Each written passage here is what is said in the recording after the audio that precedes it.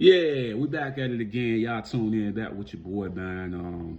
I seen this the other day, right? Brian Flores and the Tua situation, and my thoughts about it, right? You know what I'm saying? And he was saying like, when you got a coach that breathe life into you, that believe in you, that hype you up and make sure you locked in when you play, compared to a guy that's saying how horrible you is and things of that nature. This is a life lesson, bro. I love that he did that, and I love that he expressed that, because sometimes people got to check themselves. Let's be realistic. Some people got to check themselves.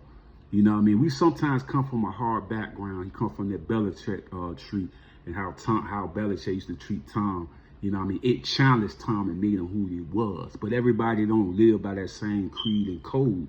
You know what I'm saying? Some people come from a place of called respect. I'm a man, you a man, respect me as a man. Let's work to become better and be great. And speak life into people. Nobody wants a person that's consistently insulting them, consistently downing them. It get into your psyche, and then you play the way they are talking to you. And the reason why the new coach, you know what I mean, is doing what he's doing, because he understands you can make a person do the impossible if you breathe life into them. Right? But Daniels understands that, man. He understands that. I've seen this before. I remember one time when I was a kid, right, and I was in basketball.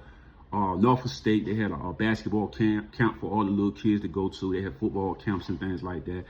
And my uncle paid for it for me. And my mom's like, my uncle dropped off the I think it was the receipt of everything. He had got it all done. I went up there. It was one of the amazing experiences I ever had. I remember we had multiple coaches out there, right? And I remember this white guy, man. He just was hyping me up every single time I was on the basketball court. You know what I mean? I was going there to get trained to become better. I always wanted to be like Shaq. You know what I'm saying? Shaq was one of my favorite basketball players. Right? I always wanted to play the five. You know what I'm saying? Big boy in the paint. You know what I mean? Grabbing rebounds. You know what I mean? Putting it up type thing. You know what I'm saying? Dunking all on people, man. That was my dream when I was a kid. You know what I mean? I was a big Shaq fan. You know what I mean? For real. You know what I'm saying? So I went to camp, man, and the coach that was there, man, I forget his name, it's been so long ago. And I was a youngin', and man, he breathed so much life into me. You could do this, you could do the crossover, you could do this and that. Like he hyped me up so much, I was able to do the drills successfully because of the energy he pulled off on me. The energy he just put on me, you know what I'm saying? Compared to somebody saying, oh man, you garbage, man. Then I start, the ball fall out and stuff like that. It's like the lessons that you got to understand, you know what I mean? And being a coach and being a person to understand, read the room, read the person, understand the person. Don't just be out here saying stuff when you don't know the connection of that person. Don't understand how to handle that person. It's no different from a man dating a woman, right? If you dating a woman and y'all going on dates, right? You learning her. You learning things about it. Is this somebody I want to be with for the rest of my life? You looking into her eyes. You seeing that she always on her phone. You checking everything. You ain't saying it out loud, but you paying attention how to handle her. In the bedroom, wherever you at, you learning everything of how things will work with that woman, right? Now, like I say, as a coach, it's the same thing. You gotta read the room, read the situation, understand the person. You can't just say whatever you want to say. That's not how this thing works. Everybody motives is different. Everybody get motivated different. Everybody look at life different. And I'm not gonna crush somebody that's already being crushed in the media. You my guy. We gonna win. Get that James Winston energy. James Winston should be a coach, man. I can't wait to hear a coach, man.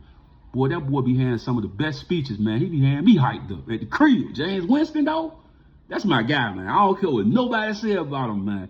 James Winston, though, he be having the best goddamn hype joints before the game, G. I'm like, dang, is he going to start today, man? But yeah, man, I just feel like you got to read the room, G. You can't just be out here just going crazy on people, because everybody got different backgrounds. And sometimes it's a level of respect that you give a woman or a man. And you just ain't going to just come out there talking crazy, because it ain't going to be received well. And that's basically what he was saying. And I felt like he was in the wrong, because if I go in a room, I'm a supervisor or a boss or anything, I'm not just going crazy on people. That's what would make me a good leader, is because I listen, I learn, I pay attention. I know your weaknesses, I know your flaws. You know what I mean? I know how to come at you, you know what I mean, to get you to produce at a high level on your level.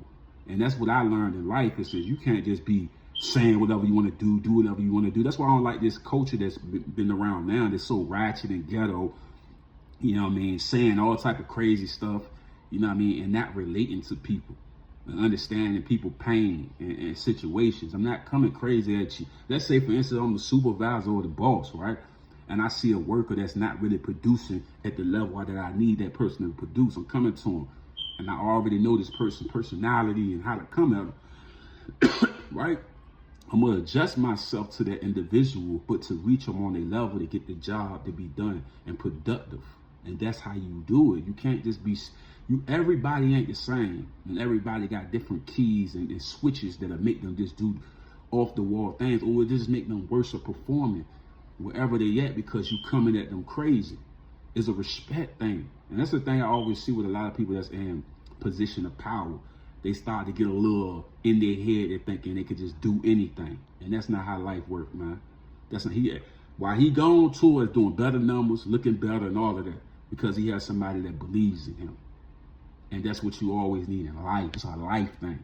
You need people that around you that believe in you, not be around a bunch of people that's, oh man, you doing that? No, you rapping, ain't nobody supporting your stuff. But as soon as you blow up like a Meat Meals or somebody, everybody wants you to pay for funerals, want you to help buy the kids something from back to school, want you to pass out turkeys, but they ain't support you in no type of way. And I respect Meat Meal for all the things that he doing like that, because I feel like, what did they do for him?